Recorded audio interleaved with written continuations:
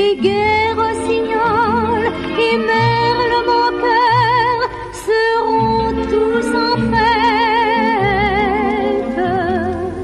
Les belles auront la folie en tête et les amoureux du soleil au cœur. Quand nous chanterons le temps des cerises, sifflera bien mieux le merle moqueur. La voix de la Fédération anarchiste, je répète. Radio Libertaire, la voix de la Fédération anarchiste, sans Dieu, sans maître, sans pub. À Racaille, la 33e, avec ce matin un invité écrivain, Jean-Louis Fournier, qui va nous parler de son métier et aussi de sa vision de la société, de l'engagement politique, de la religion peut-être, de l'autorité et de toutes ces petites choses qui nous polluent journellement. Voilà, tout de suite je passe le témoin à Raymond Lascience pour sa revue de presse et puis peut-être une présentation de Jean-Louis Fournier parce que tu le connais beaucoup mieux. Je vais commencer par une petite présentation de Jean-Louis. Je vais faire court parce que je voudrais pas non plus le mettre dans l'embarras. Donc il est né, je sais pas si je peux le dire, mais je pense qu'il n'a pas ce type de coquetterie, qu'il est né à Arras en 1938. Alors, je crois, moi, pouvoir dire qu'il a eu, en fait, au moins 2 vies professionnelles. Avec, j'expliquerai pourquoi tout à l'heure, des interconnexions entre l'une et l'autre. La première commence à sa sortie de l'IDEC. L'IDEC, qu'est-ce que c'est, Jean-Louis? C'est l'Institut des hautes études cinématographiques. Je suis pas rentré. J'étais auditeur et j'ai pas le diplôme de fin d'année. Attention, parce que je vais me faire. Mais j'ai préparé l'IDEC parce que je voulais être réalisateur de films. Bah, tu nous es encore plus sympathique qu'avant. Alors donc, ça commence à la sortie avec la réalisation d'une dizaine de films d'art, sur Klimt, sur Schiele ou sur le Bauhaus. Elle se poursuit avec la création de dessins animés, comme Antivol, l'oiseau qui a le vertige, ou encore La Noiraude, une vache hypocondriaque dont je pense que des générations d'enfants se souviennent avec émotion. Puis avec la réalisation d'émissions humoristiques comme Merci Bernard ou La Minute nécessaire de Monsieur Cyclopède avec Pierre Desproges. Alors ça, c'est vraiment culte. La Minute nécessaire de Monsieur Cyclopède. Et est-ce que je peux dire qu'avec Pierre Desproges, ça a été une histoire d'amour? Ah oui, bien sûr. On n'avait pas besoin de se parler pour s'entendre. C'est terrible. J'ai même, je crois, lu quelque part sous sa plume, mais je sais plus où, du tout, où il t'aurait bien demandé en mariage s'il n'avait été un hétérosexuel résolu. Il a écrit ça quelque part. Oui, absolument. Bon. Je l'ai échappé belle. Et puis la seconde vie commence avec la parution à partir de 1992 de plus d'une vingtaine de livres, dont Grammaire française et impertinente, je ne vais pas les citer tous, Grammaire française et impertinente, Il a jamais tué personne, mon papa, J'irai pas en enfer, Le Petit Maulne, ou Les mots des riches, les mots des pauvres, et encore Mon dernier cheveu noir. Ton dernier ouvrage paru à ce jour, Où on va papa, qui célèbre tes 2 fils pas comme les autres, a obtenu le prix Femina en 2008. Voilà. Si on te demande, Robert et moi, pourquoi tu écris, tu as un début de réponse? Parce que je m'emmerde. Très bonne réponse. Assez inattendu, mais pas mal. Bon. Ma vie ne me suffit pas. Ça, c'est pas de moi, mais c'est une phrase qu'on a posée récemment à un colloque. J'étais d'écrivain, on nous demandait pourquoi on écrivait. Et il y a un mec qui a dit j'écris parce que ma vie ne me suffit pas. Et j'ai trouvé cette phrase absolument géniale. Il y a un dessin de Sampé aussi, d'ailleurs dans des livres que tu m'as prêtés. Il y a un dessin de Sampé absolument extraordinaire avec une maison très tarabiscotée au milieu de maisons nettement plus insignifiantes. Il y a une maison comme ça très tarabiscotée. On sent qu'il y a eu des rajouts au fur et à mesure qu'il y avait des rentrées d'argent. Il y a des rajouts d'architecture. Ça a dû durer 40 ans. Il y a des tourelles de tous les côtés. Enfin, c'est un espèce de truc, une guimauve invraisemblable. Et sur la maison, sur la façade de la maison, il y a marqué « Ça me suffit pas ». Génial son P. Alors, il y a un livre qui va nous servir un de tes livres qui est paru en 1994, c'est Peinture à l'huile et au vinaigre, qui va nous servir un petit peu de fil conducteur pendant l'émission. Et si ça ne t'ennuie pas, j'aurais bien aimé que tu nous lises le préambule. Avec plaisir, Monsieur Minrot. Le soir, quand il avait des inquiétudes, de la difficulté à s'endormir, il choisissait dans les tableaux qu'il aimait un coin pour aller s'y nicher. C'était sous un arbre du Titien, au bord d'un canal de Vermeer, sur une prairie de Monet ou dans une chambre de Matisse. Et là, il s'endormait en sécurité. Que tous les inquiets, à qui la terre semble parfois inhospitalière, sachent qu'il existe dans les musées des tableaux dans lesquels ils pourront enfin trouver, calme et superbe, un endroit à eux. Merci. Bien, Raymond. Allez, Raymond, la petite minute de Raymond la science. Je vais essayer de faire assez vite quand même. Ça déborde, notre concession à l'actualité. Alors, la semaine politique a encore été dominée par l'affaire Jean Sarkozy. Manifestement, ça ne passe pas, parce que ça fait quand même 15 jours que ça dure. Manifestement, ça ne passe pas auprès des Français. Alors, nous y reviendrons. Non, des médias. Non, des Français. Oui, non. Non, ça, c'est l'inénarrable de le faire. Oui, ça, c'est vrai que c'est l'argument de ces derniers jours.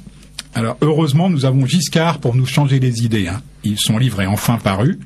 J'ai pu m'en procurer quelques bonnes feuilles, et je peux vous dire que là, on tient une bête de concours. C'est un nanar astronomique ou atomique, comme vous voulez. Bon. Je vous en lis un petit passage, très, très rapide. Connaissant son goût pour les vieilles pierres, comme pour les pantalons serrés, la princesse avait surnommé le président poutre apparente. Elle eut la surprise un peu plus tard d'apprendre que c'était déjà son totem chez les scouts de Médeux, le petit village auvergnat où il avait passé la plupart de ses vacances d'adolescent. Beau, hein? Oui, et on avait fait il y a quelques années un magazine sur lui quand il était président, et en dernière de couverture, on l'avait mis en photographié en scout, justement. On avait une photo de lui de gamin, c'était intéressant. Mais c'était les scouts de Médeux. Oui, de Médeux, ouais, tout à fait. Bon, sacré Giscard, on est quand même content de voir que l'académicien reste vert, et qu'à près de 84 ans, Giscard à la barre. Alors, à propos d'académiciens, justement, ils viennent d'ajouter un nouveau nom au dictionnaire. Les dérives auxquelles nous assistons ont manifestement inspiré les sages sous la coupole, puisqu'ils ont en effet de leur propre chef réuni les notions de favoritisme et de repli sur soi pour créer le joli mot de népotisme. Et népotisme, évidemment, s'écrit N-E accent aigu, P-A-U-T-I-S-M-E. Népotisme plus autisme, ça donne népotisme. Voilà. Oh, j'entends forme.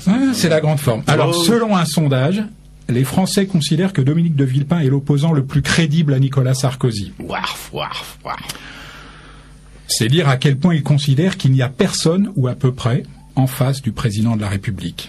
Et c'est vrai, il n'y a personne en face, il faut quand même le reconnaître. Les médias. Les médias, oui. Mais si vous prenez la peine de faire un tour à 180 degrés, vous verrez qu'il n'y a personne non plus de l'autre côté. Voilà. Personne en fait en face d'en face. Vous avez entendu parler des trous noirs? Eh bien, vous y êtes, en plein cœur du néant. Samedi, les manifestations paysannes ont perturbé le trafic routier dans tout le pays. Certains journaux en ont profité pour laisser entendre que les agriculteurs français croulaient déjà sous les subventions. Bon, moi j'ai tendance à penser que s'ils roulaient vraiment sur l'or, ils ne seraient pas autant en colère. Et il serait peut-être bon de rappeler aux syndiqués de la FNSEA qu'il y a en France un syndicat agricole qui n'est pas inféodé à l'UMP. Au moins autant que la CGT a été inféodée au PC, c'est dire. C'est la Confédération paysanne de José Bové. Eh oui, c'est un peu Roquefort de café, ça, non? Oh, Jean. Et puis, je finirai quand même sur Jean Sarkozy, on va en parler, puisque c'est quand même le pompon de la semaine, de cette semaine et de la semaine précédente.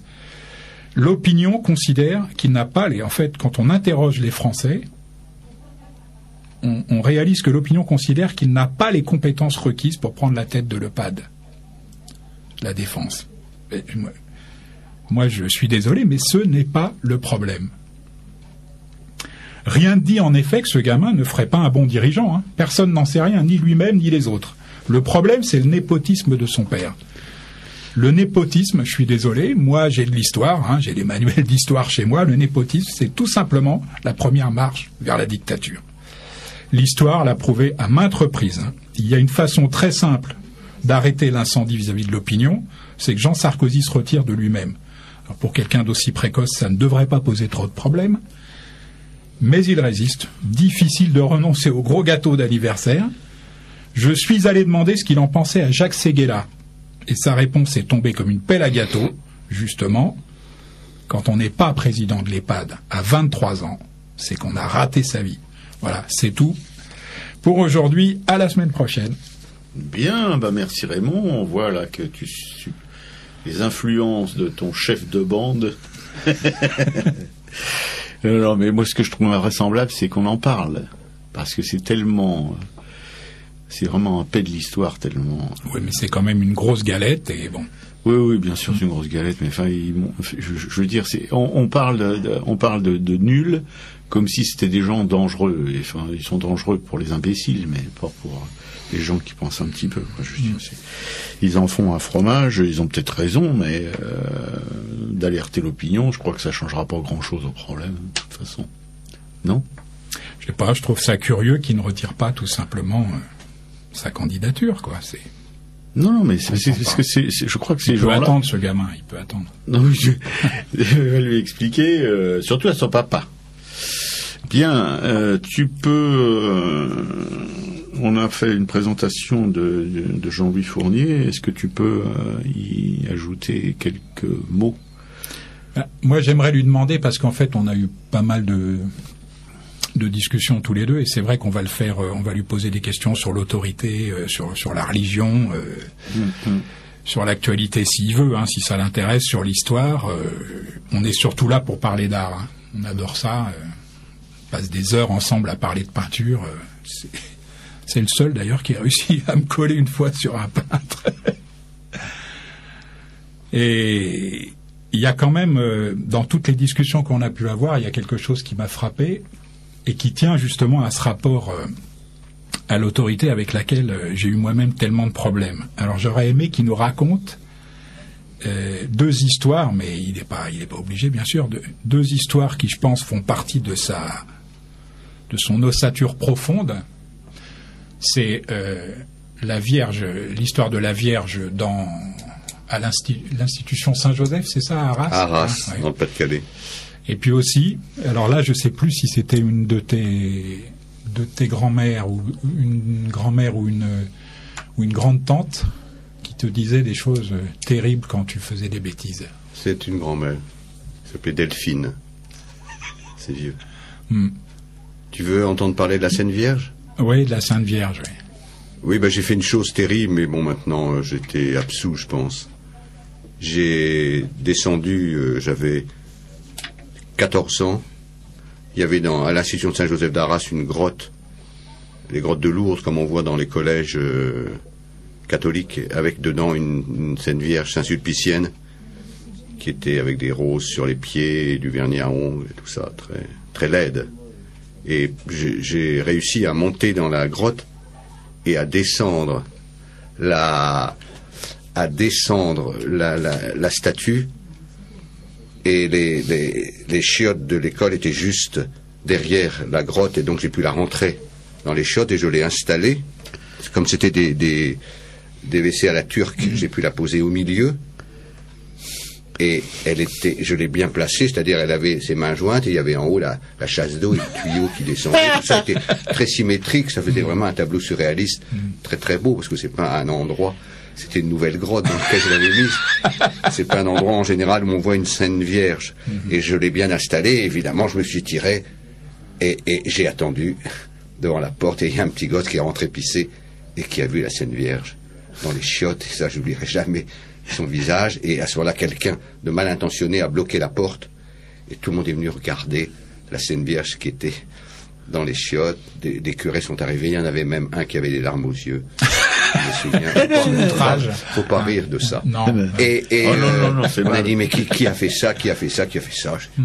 Je sais pas du tout, mais c'est absolument honteux. Et on a été reconduire la Seine Vierge, je me souviens, en chantant des chansons, et on lui a foulé des fleurs très odorantes, des lys et tout ça pour lui faire oublier le petit séjour qu'elle avait fait dans les chiottes. Et moi, j'étais mis à la porte de l'école sans avoir jamais avoué, mais j'ai dû être vendu par des petits vendus qui avaient envie d'aller, qui n'avaient peur d'aller en enfer et qui ont dit tiens, on va le cavarder comme ça on n'ira pas en enfer.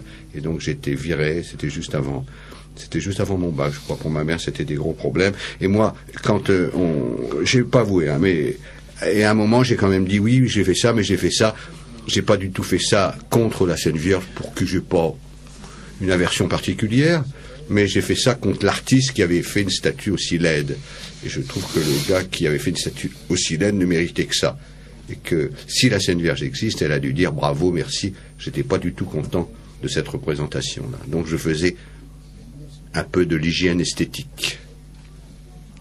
Bien.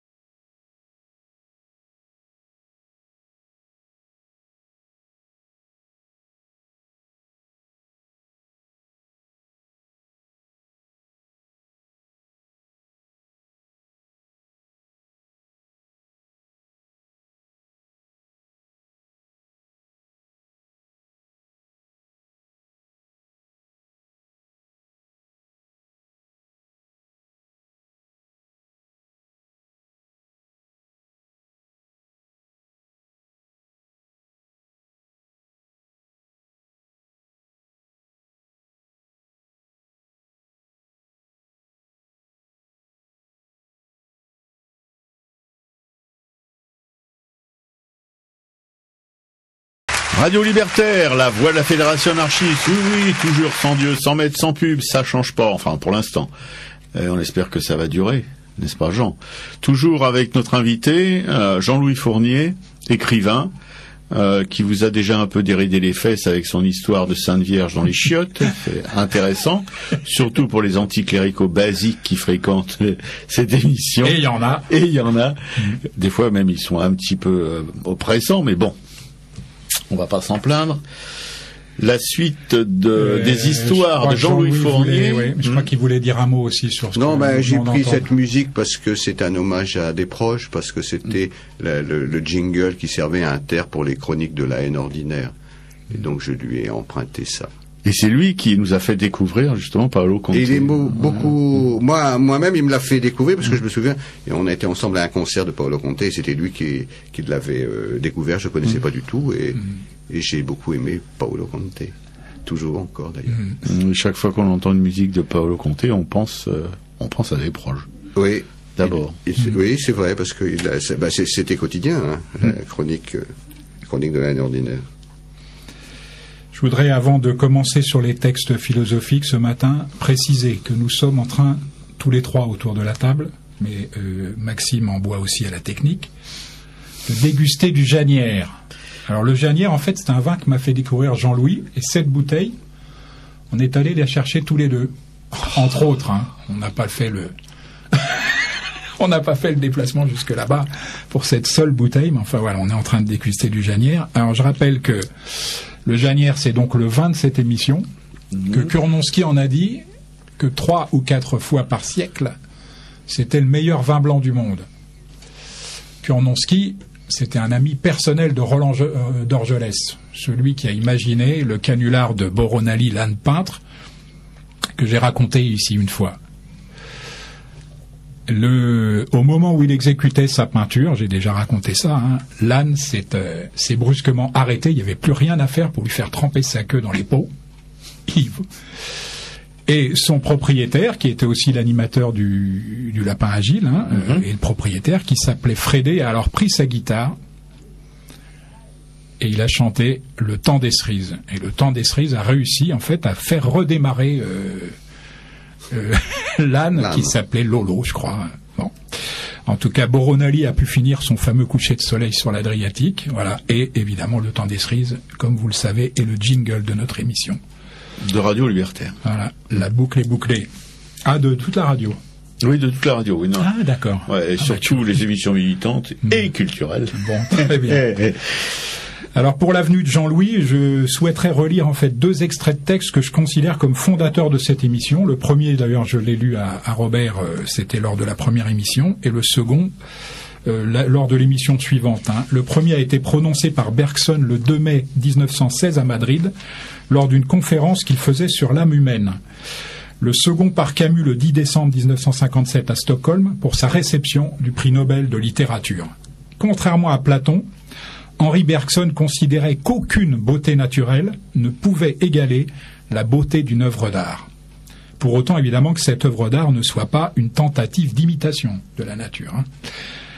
Pour Albert Camus, la mission de l'artiste et au-delà de lui de l'intellectuel était avant tout sociale.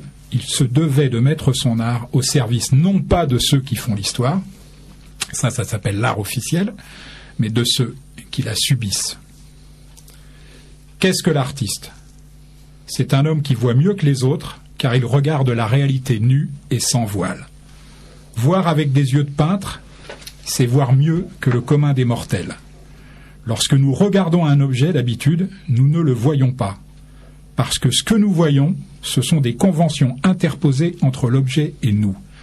Ce que nous voyons, ce sont des signes conventionnels qui nous permettent de reconnaître l'objet et de le distinguer pratiquement d'un autre pour la commodité de la vie.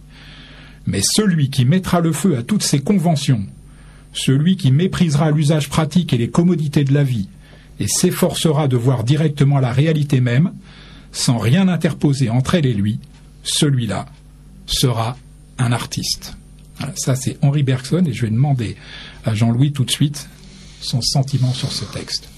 Ah qu'est-ce que tu veux dire derrière, M. Bergson? C'est super intelligent, et puis je trouve qu'il voit mieux. Alors moi j'aurais c'est un homme qui voit mieux, j'ai envie de dire qu'il voit un peu autre chose que les autres, c'est-à-dire il voit pas la même chose que les autres dans le monde. Et c'est ça qui est passionnant, c'est que pour les autres qui ne sont pas artistes, ils nous dévoilent des aspects de la réalité qu'on ne voit pas. Il voit mieux, il voit plus profondément, et puis il a surtout, il a ce qu'on appelle un regard neuf, c'est-à-dire que il voit les choses en dehors des conventions, c'est-à-dire il voit les objets profondément, il voit pas tout ce que la culture, les connotations ont mis autour de. Je trouve que c'est vraiment tout à fait intelligent. Les philosophes, ce sont des gens formidables. Heureusement qu'on en a encore quelques-uns. Il y en a encore quelques-uns, je crois. De ce niveau-là. De ce niveau-là, c'est peut-être pas évident. On a fiqué le Je crois gros, que c'est lui aussi, je pense, qui a parlé du rire, en disant que le rire, c'était quelque chose c'était une supériorité qu'on se reconnaissait quand quelqu'un se cassait la gueule pour qu'on riait. C'est parce que tout d'un coup, on était soi-même debout. Et je crois que c'est lui. Et Chaval, d'ailleurs, le génial dessinateur. Il est mort en quelle date, Bergson, tu vois? Bergson, oui, 1859-1941. Donc, juste. C'est peut-être lui, alors, qui aurait dit ça, qui aurait dit, on rigole quand un type se casse la gueule parce qu'on est soi-même debout.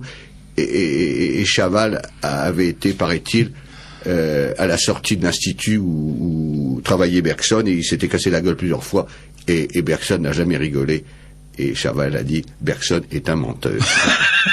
Je crois que c'est Bergson. Enfin bref, ce serait quelqu'un d'autre, c'était Chaval. C'est tout ça pour dire que Chaval était un type absolument génial.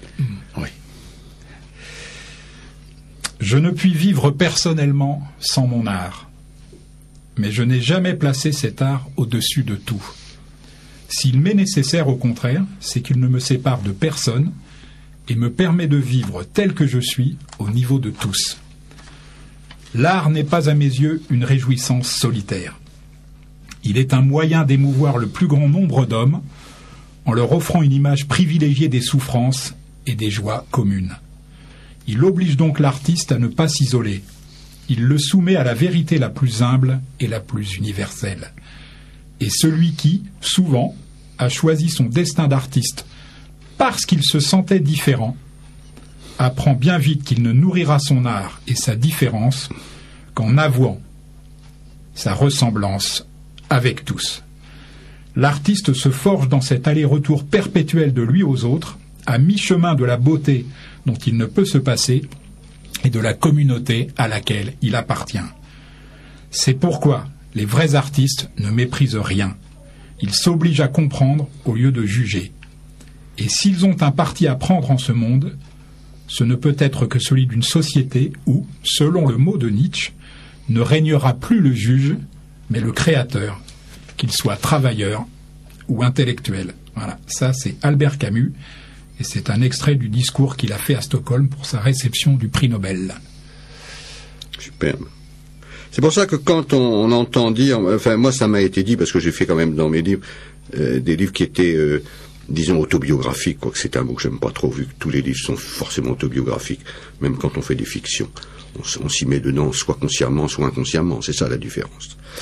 C'est que quand on parle de soi, finalement, c'est la meilleure façon de parler des autres. Et quand on dit que, par exemple, la littérature française est souvent très nombriliste, parce que les gens s'intéressent à eux, mais quand quelqu'un s'intéresse à lui, il s'intéresse à tous les autres. Parce que, finalement, on se ressemble beaucoup. Moi, j'ai écrit des livres très particuliers sur des sujets très particuliers, et j'ai reçu énormément de marques de sympathie, de courriers, de choses comme ça, de gens qui disaient, vous avez raconté aussi mon histoire. Parce que quand on raconte, la première histoire c'était, j'ai parlé de mon père qui était médecin alcoolique et qui ne faisait pas payer ses clients. J'ai eu énormément de gens qui m'ont dit, mon père était alcoolique, il ne faisait pas non plus payer ses clients. Donc, et le dernier livre aussi sur mes enfants, c'était absolument la même chose. C'est-à-dire, il ne faut pas toujours se dire, quand on parle de soi, c'est égoïste, parce que finalement, d'abord, on est quand même tout à fait amené à parler de soi, parce qu'on est la personne qu'on connaît quand même un peu le moins mal. Hein? Être hypocrite. Bon, et donc, je trouve qu'il faut absolument pas arrêter de condamner les mecs qui disent en disant, les auteurs parlent d'eux, en parlant d'eux, ils parlent des autres. Ça, je suis vraiment convaincu, parce que on est une espèce de grande famille, l'humanité, une famille qui a une vie difficile. Mais donc je crois qu'il faut faire très attention. Et c'est un peu, enfin c'est un petit peu ce que dit que l'art est pas une espèce d'exercice solitaire. D'abord l'art il est fait pour être partagé. J'ai pas d'exemple de gens qui écrivent un roman en souhaitant qu'il ne soit pas lu. Ils le racontent souvent quand ils ont été refusés à tout chez les éditeurs en général. Moi, de toute façon, j'ai pas envie d'être publié. Je crois pas une seconde à ça. Un tableau commence à vivre quand des gens le regardent. Une musique commence à exister quand elle est jouée. Une pièce de théâtre commence à exister quand tout le monde. Donc, l'art c'est fait pour les autres, je crois. Je sais pas ce que vous en pensez, Mino. Vous qui êtes un graphiste distingué, votre dessin commence à exister quand quelqu'un le regarde. Ça me paraît évident. Autrement, s'il était enfoui dans une chemise, je sais pas. Et donc, c'est bien qu'il s'appuie. J'ai envie de dire que les artistes sont les bienfaiteurs de l'humanité, et que si on n'avait pas d'artistes, la vie serait encore plus difficile. Et que moi, si on me demandait de choisir actuellement, en me disant il y a une catégorie sociale qu'on va devoir supprimer de la terre. Alors voilà, il y a les ingénieurs, et puis il y a les artistes. Pardon aux ingénieurs, mais je sacrifierai les ingénieurs.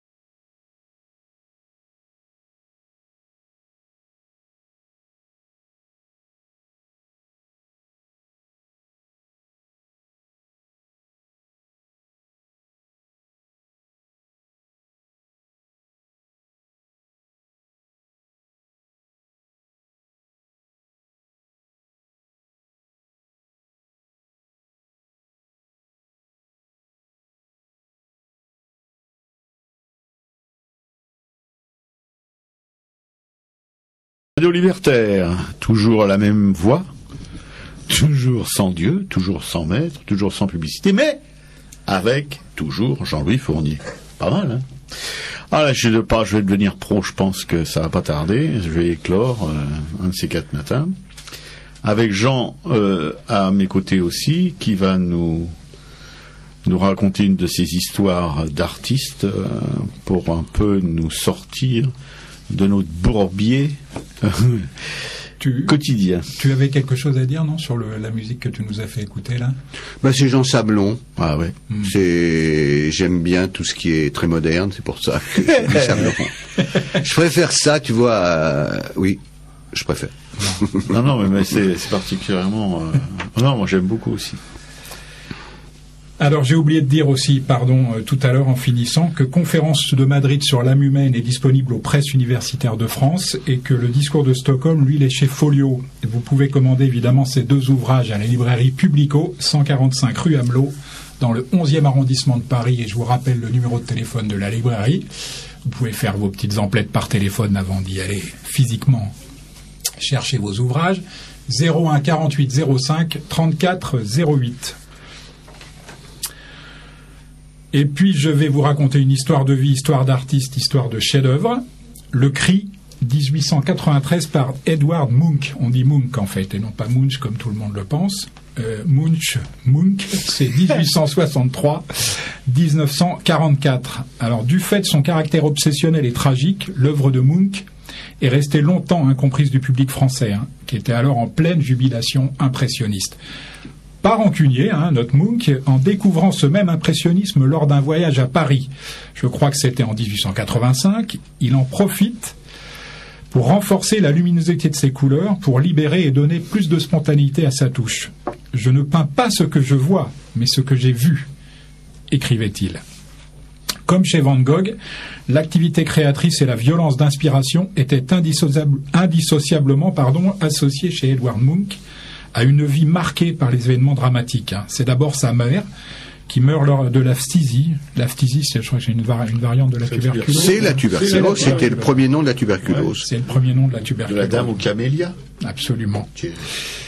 Alors qu'il n'était âgé que de 5 ans. Puis c'est sa sœur ensuite de la même maladie alors qu'il n'en a pas 14. Ça a été un drame pour lui à chaque fois. Il en conservera toute sa vie une profonde anxiété ainsi qu'un sentiment constant de solitude et d'abandon. Je ne peindrai pas d'intérieur bourgeois avec des hommes qui lisent et des femmes qui tricotent, disait-il aussi. Je peindrai des êtres qui respirent, qui sentent, qui souffrent et qui aiment. L'année 1889 est encore une année de souffrance pour Munch, puisque c'est celle de la mort de son père qui le laisse désemparé. Mais c'est aussi l'année de sa première exposition norvégienne, qui lui vaut d'obtenir une bourse d'État afin qu'il poursuive ses études à l'étranger. Il choisit la France à nouveau, et Paris, où il s'installe pour 3 ans. En 1892, une partie des tableaux réalisés pendant son séjour est exposée à Berlin. Le scandale est si violent, on a du mal aujourd'hui à imaginer des scandales en matière de peinture. C'est vrai, c'est... Oui, tout à fait, t'as raison.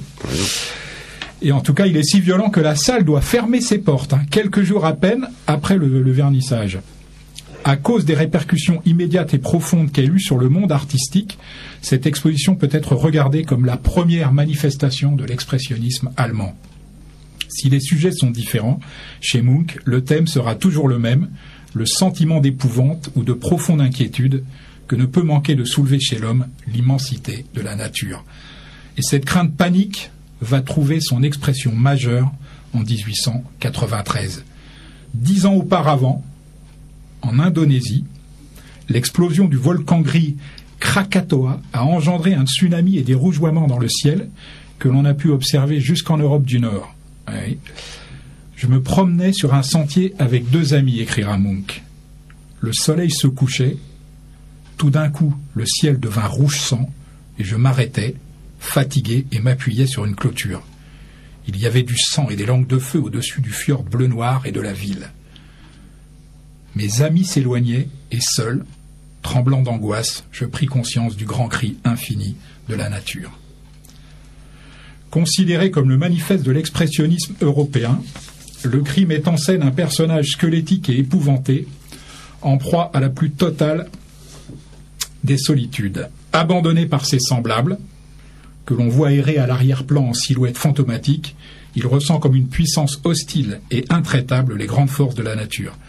L'atmosphère tragique est encore accusée par des effets graphiques et chromatiques violents. La mer est houleuse, l'enfer s'étend jusqu'à l'infini. Alors j'ai mis en ligne la version la plus fameuse du cri, là, une tempéra. Tempéra, c'est peinture à l'œuf, pour les amateurs, que l'on peut admirer au musée Munch d'Oslo. sur le blog, donc http://arakai.blogspot.com, et j'ajouterai que pour la petite histoire, 2 versions du cri ont été volées puis retrouvées. Le réalisateur Wes Craven s'est inspiré du visage du tableau pour créer le masque du tueur dans sa fameuse série des Scream. C'est devenu un classique d'Halloween. Et puis, j'aimerais bien que Jean-Louis nous lise dans son livre donc Peinture à l'huile et au vinaigre, qui nous sert, comme je l'ai dit tout à l'heure, de fil conducteur, j'aimerais bien qu'il nous lise le tableau réalisé, enfin qu'il a imaginé, qui aurait été réalisé par un mauvais élève de Munch. L'enfant mort-né par un mauvais élève de Munch. Munch, pardon. Mauvais élève. Hein. Alors je décris le tableau du mauvais élève. On dirait qu'il dort.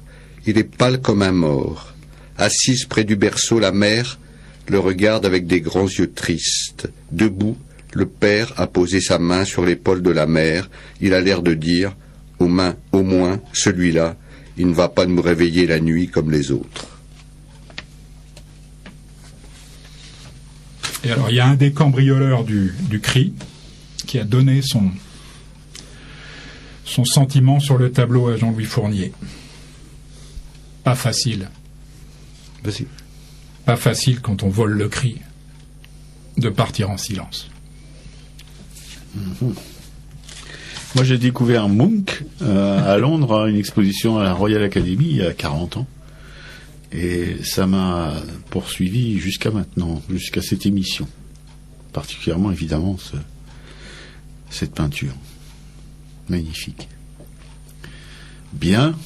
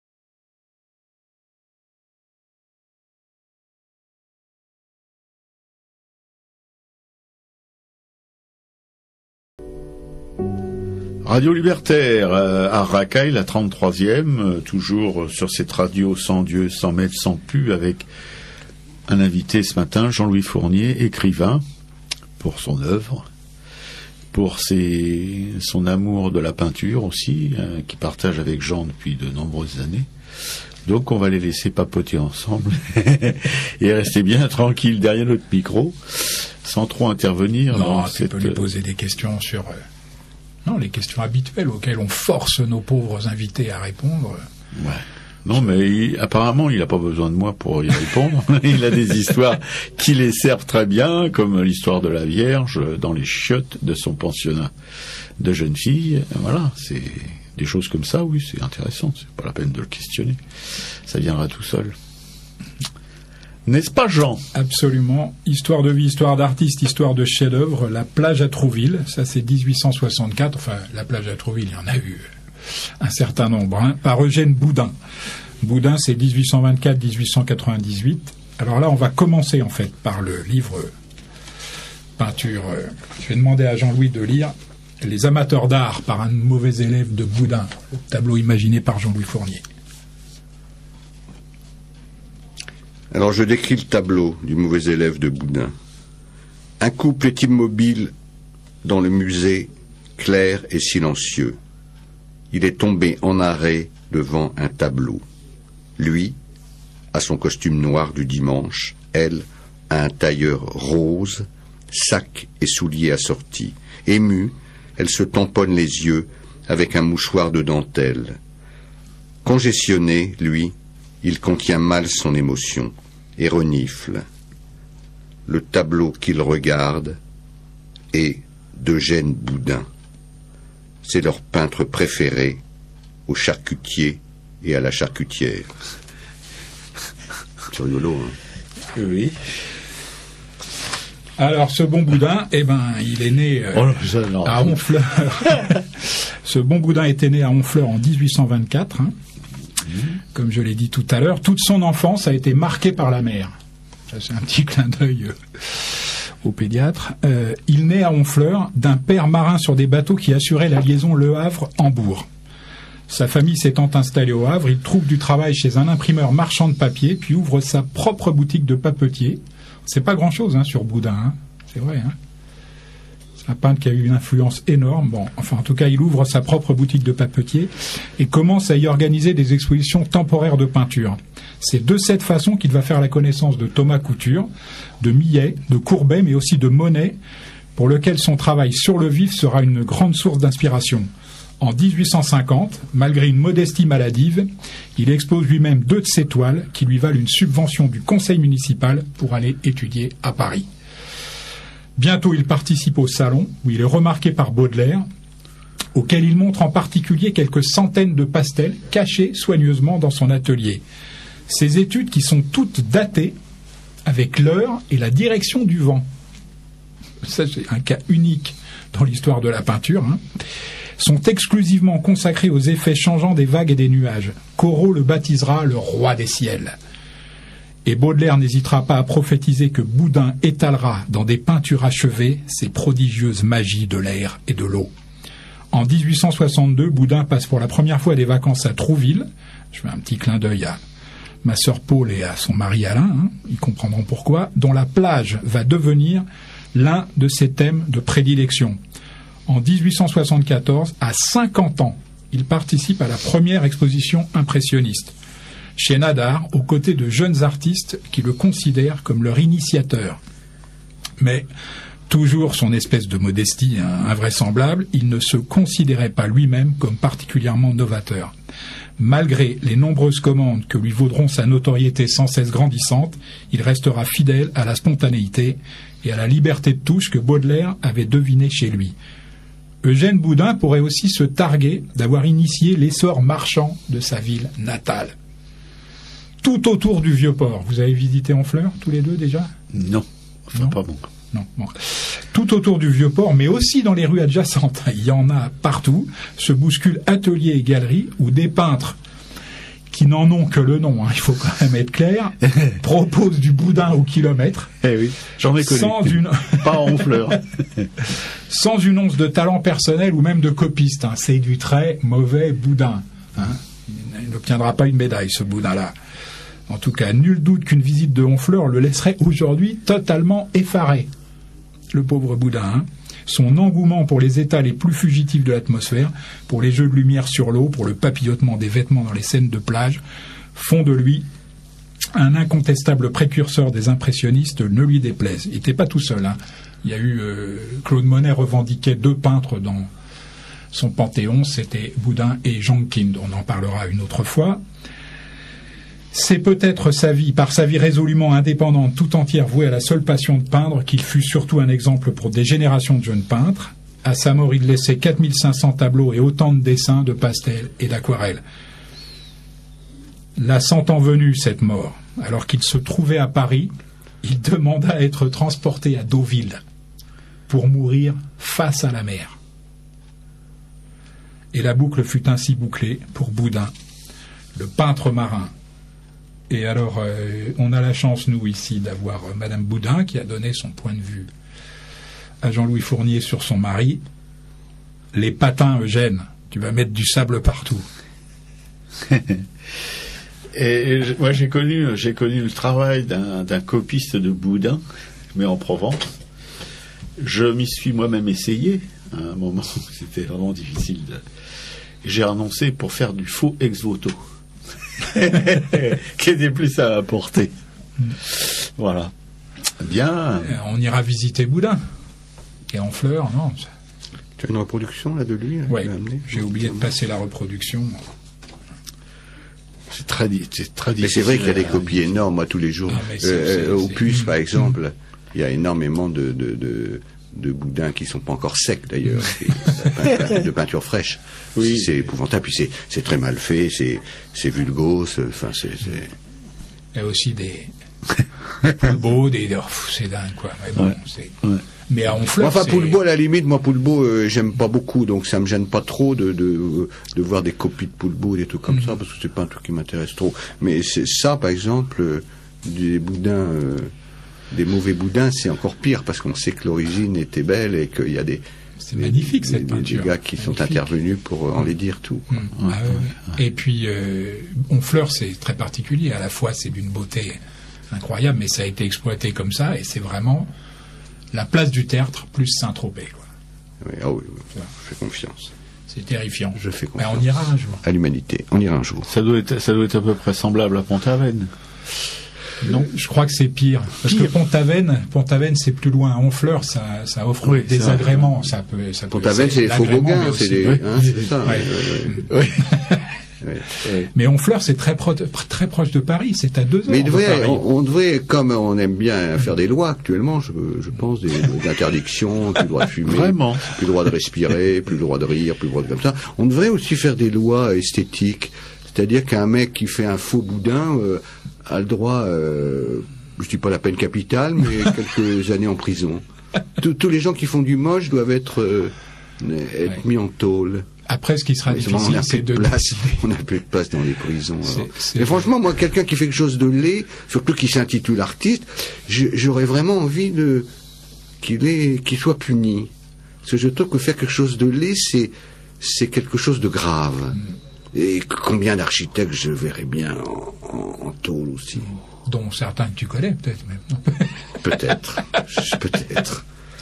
Ce qui sera difficile ensuite, c'est de désigner ceux qui seront chargés de décider ce qui est beau et ce qui ne l'est pas. C'est toujours là qu'il y a un problème. Ah ben oui, puis il faudrait que ce soit après, comment dire, très longtemps après. Tout ça, mais quand même, il y a des choses qui s'imposent. Je crois qu'il y a des choses qui sont belles et des choses qui sont moches quand même. Moi, il y a une phrase que je ne supporte pas, c'est tous les goûts sont dans la nature. Non. Désolé. Il y a des mauvais goûts. Tous les mauvais goûts sont dans la nature. Oui, parce qu'il y a des belles choses et puis il y en a des moches quand même. Tout est pas entièrement relatif. Non? Vous croyez pas? Absolument. C'est peut-être très sectaire ce que absolument, je raconte. Mais je préfère que ce soit toi qui le dise. Moi, j'ai vraiment des trucs, Pour les architectes, je pense que pire que la prison, c'est de les obliger à habiter dedans. leur Oui, ça, construction. c'est prévu normalement dans leur contrat d'aller habiter, mais ils respectent pas cette clause. Maintenant, pour les faussaires, c'est peut-être les obliger à retourner à l'école. Non, mais des grands faussaires, comme Van Meegeren et tout ça, c'est Van Meegeren qui avait fait des trucs. Oui, mais c'est pareil. C'était moi, pas si trop mal quand même. Lui, il avait du métier. Moi, ce que je pense, c'est tous ceux qui font de la laideur avec au départ un exemple qui soit beau. C'est ça qui me paraît grave, tu vois. Si tu vois aujourd'hui, on en a d'ailleurs, je crois, discuté. Quand on regarde aujourd'hui les pèlerins d'Emmaüs de Van Meegeren, on ne comprend pas.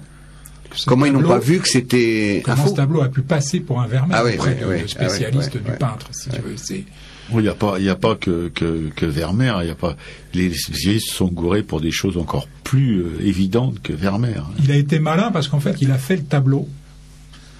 Il a imaginé un tableau que les experts aimeraient découvrir. En fait, il s'est basé sur leurs écrits avant de décider d'une toile. Tout à fait. Ils avaient tous envie que Vermeer ait peint des toiles d'inspiration religieuse, ce qu'il n'a jamais fait. Désolé.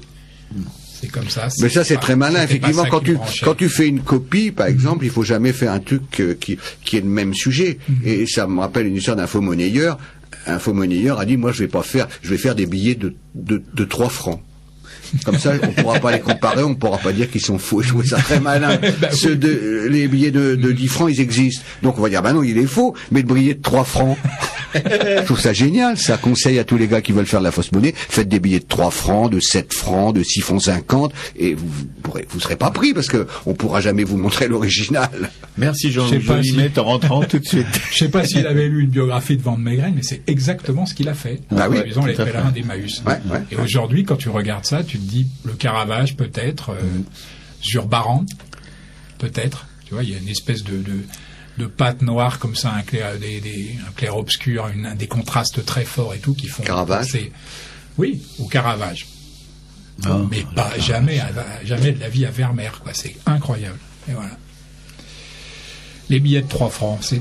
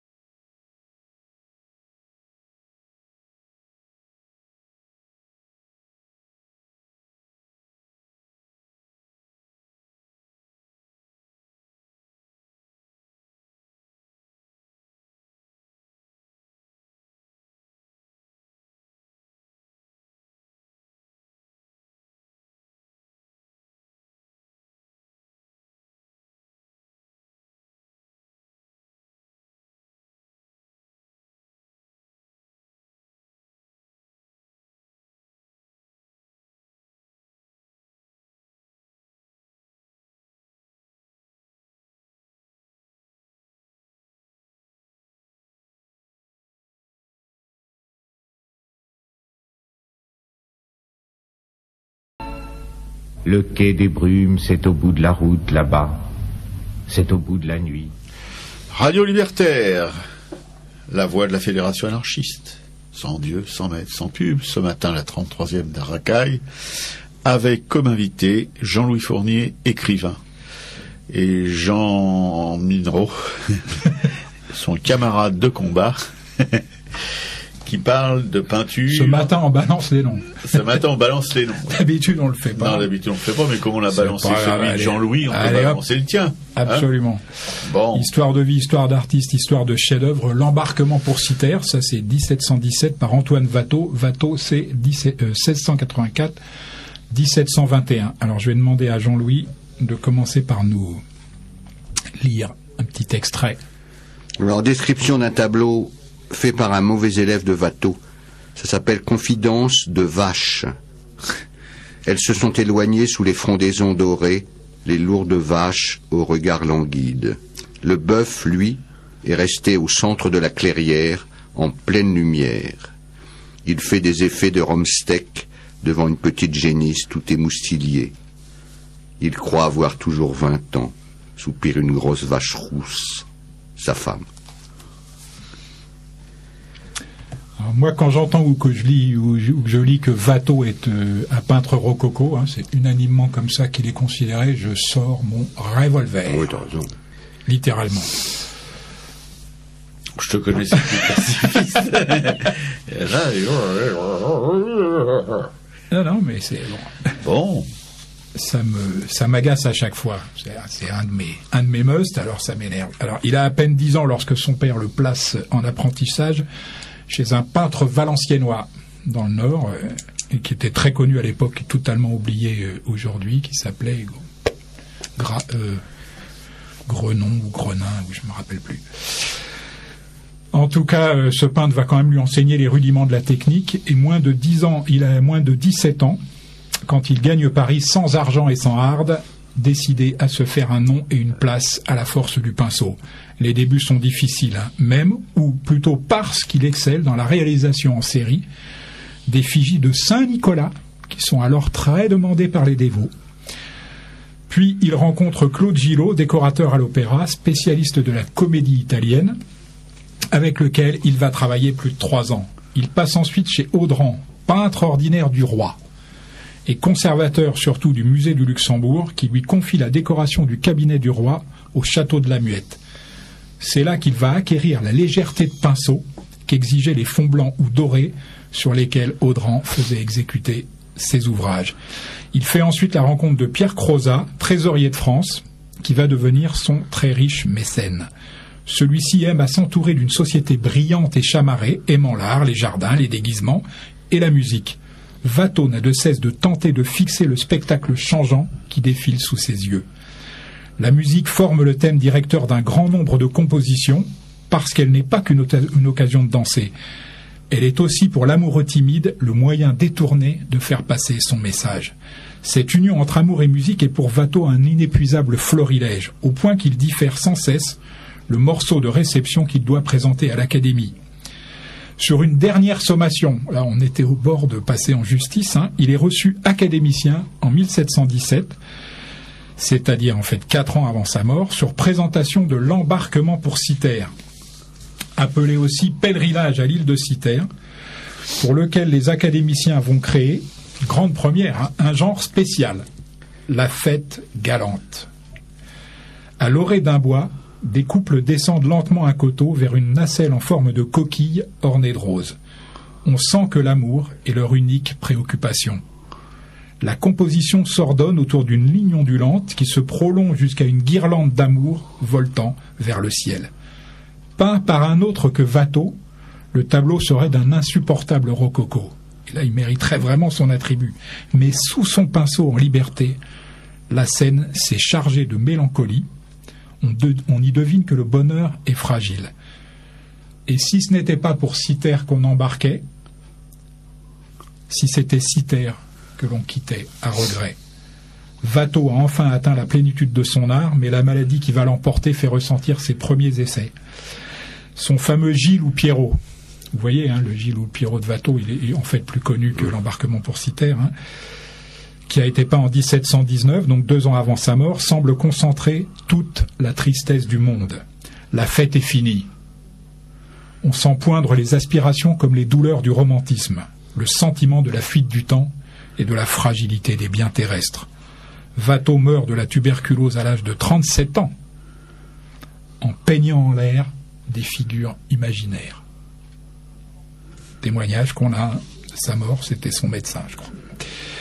Alors, il existe 2 versions de l'embarquement pour Cythère. J'ai mis sur le blog de l'émission celle qui est visible au Louvre.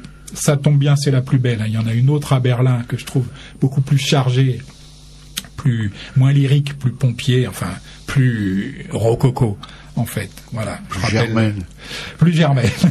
http://aracaille.blogspot.com. Et Jean-Louis, le point de vue du sourd sur Watteau. On dirait du Mozart.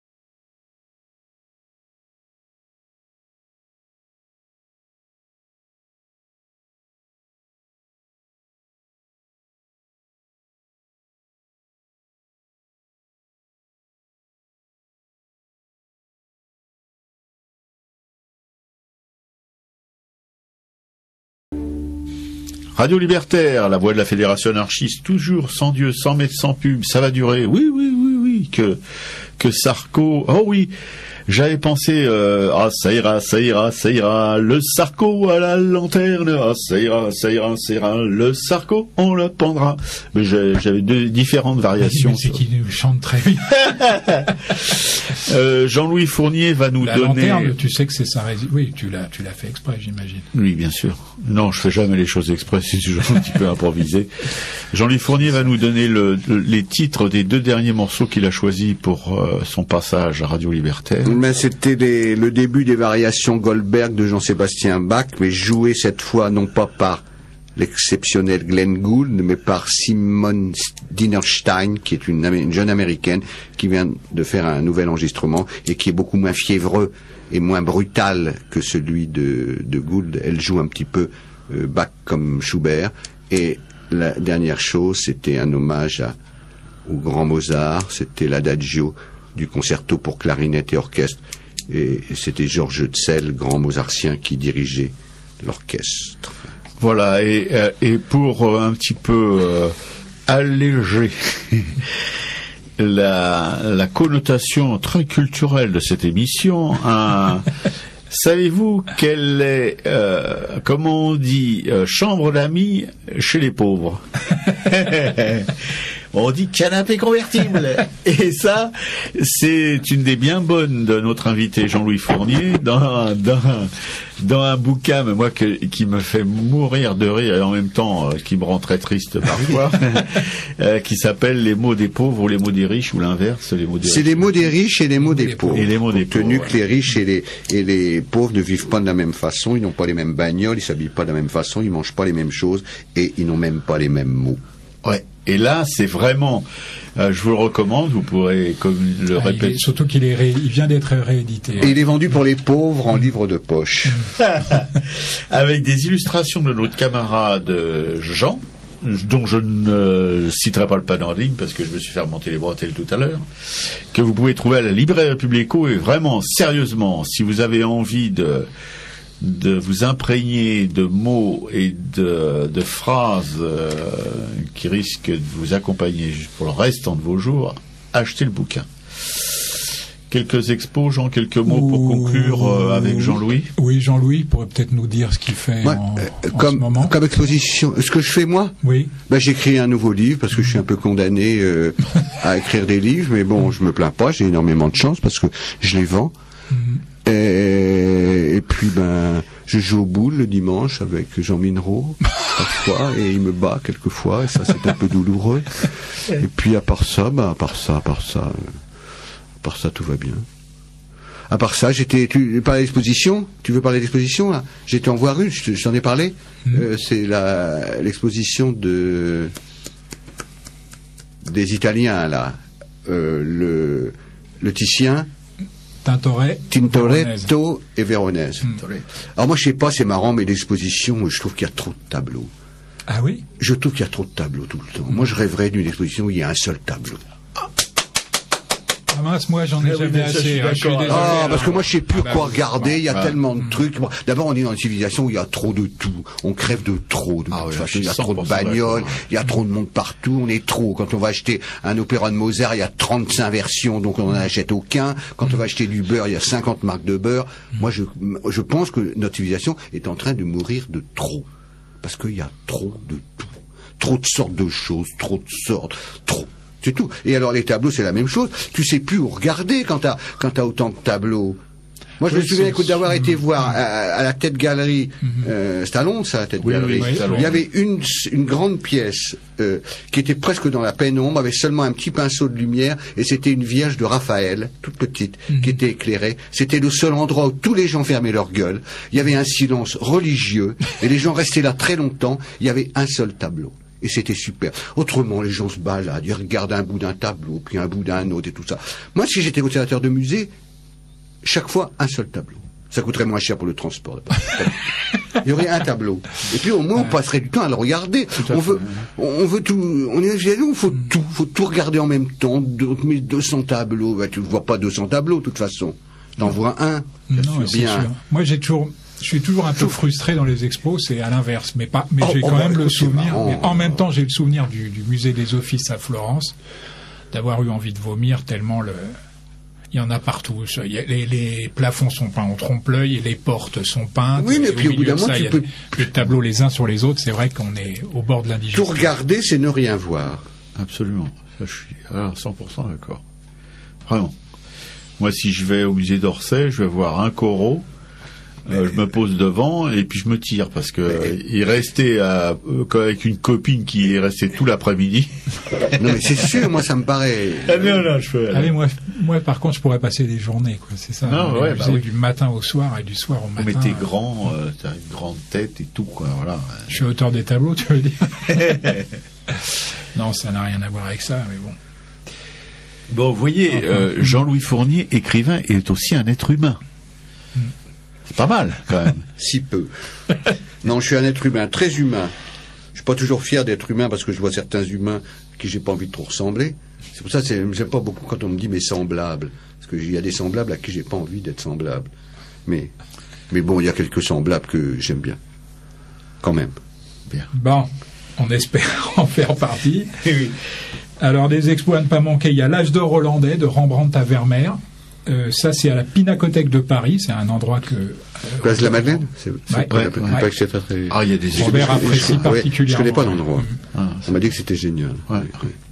Ouais, c'est 28, place de la Madeleine. Donc ça, c'est dans le 8e. C'est jusqu'au 7 février 2010. Vous avez le temps. La Pinacothèque de Paris s'est associée avec le Rijksmuseum d'Amsterdam pour présenter l'une des périodes les plus intéressantes de l'histoire de l'art, le XVIIe siècle hollandais. L'exposition présente un ensemble exceptionnel de plus de 130 pièces. Excuse-moi, là, moi, ça me fait plutôt plaisir. Ah oui, non, mais bon. Bon. Dont une soixantaine de tableaux. Si tu veux, il y a quand même des tableaux. Il faut aller jusqu'à Amsterdam d'habitude pour les voir. Donc là, ils sont à Paris. Je vais m'en profiter lâchement. Il y a aussi une trentaine d'œuvres. Donc il y a en tout, en fait, il y a une soixantaine de tableaux, une trentaine d'œuvres graphiques qui sont essentiellement des dessins et des aquarelles, une dizaine de gravures ainsi qu'une dizaine d'objets, ça c'est intéressant, pour illustrer de manière très représentative la période. Tapisserie, faïence, miniature en bois, argenterie et verrerie. Je trouve ça plutôt sympa d'étendre comme ça, on se rend mieux compte, je trouve, de l'environnement, du contexte. Et puis Fernand Pelaise, la parade des humbles. Alors, personne ne connaît Fernand Pelaise. Moi, je le connais depuis hier, Jean. Je le connais depuis hier parce que j'ai vu un article dans un magazine où on disait il y a une exposition de monsieur Pelaise qui a peint toujours des sujets un petit peu misérabilistes, des orphelins et tout ça. Et je n'avais jamais entendu parler de ce mec. Et j'ai dit tiens, ça a l'air intéressant. Il était proche de quelqu'un, dis-moi, de qui il connaissait un autre peintre. Non, il n'est pas associé à non. Ça me dit rien. Parce que dans l'article on parlait d'un autre peintre, je sais pas Caillebotte ou un truc comme ça. Non, je crois pas. Mais en tout cas, ça me donnait envie d'aller voir parce que la reproduction d'abord du petit tableau était très très bien. Eh ben oui, mais il y a Pelaise, tu dis. Oui, Pelaise, mais ça fait partie, si tu veux, de l'iconographie populaire. En fait, certains de ces tableaux sont très connus et on ne connaît pas leur auteur. C'est ça qui est rigolo.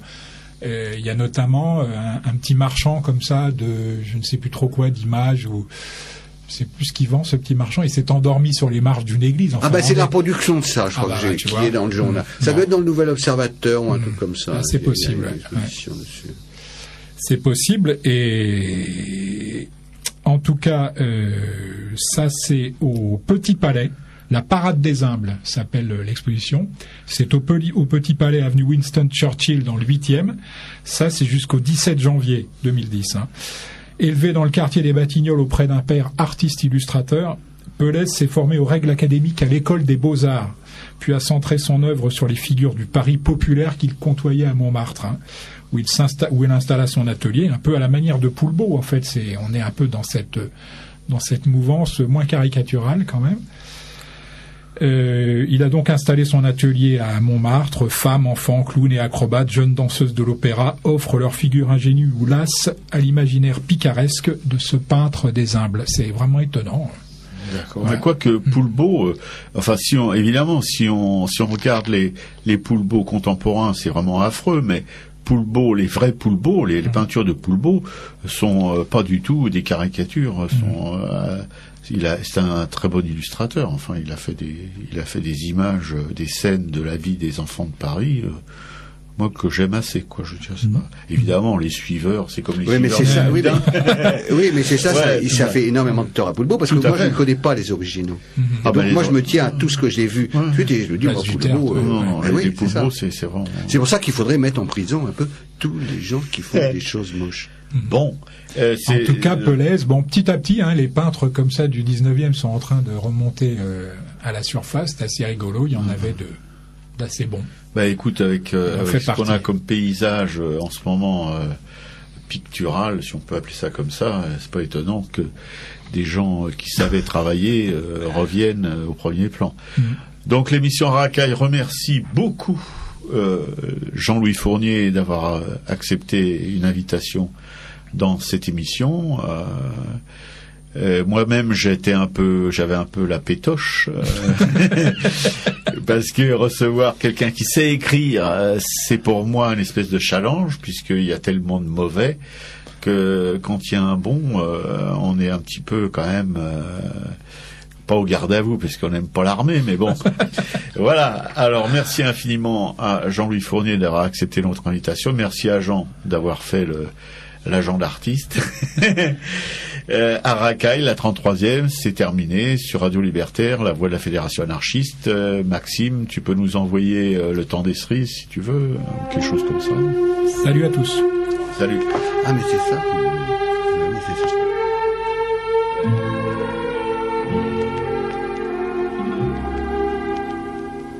Quand nous chanterons le temps des cerises et guerre rossignol et merle moqueur seront tous en fête.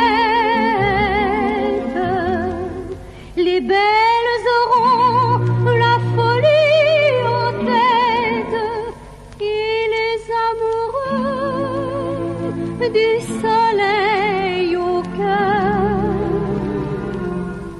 Quand nous chanterons le temps des cerises, siffleurs